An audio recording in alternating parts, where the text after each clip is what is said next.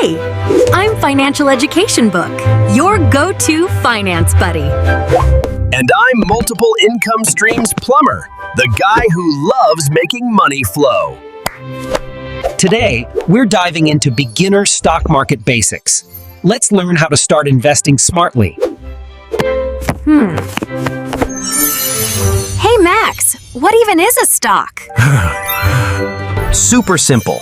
Owning a tiny piece of a company, literally. Okay, so how do I pick one? Look for companies that grow, pay attention, chill, don't overthink.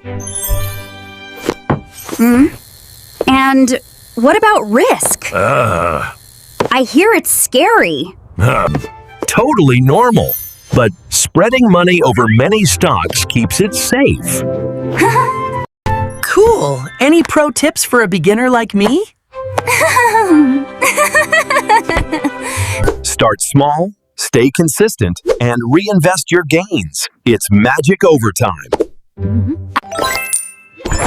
Seriously, just start. Little steps now make big money later.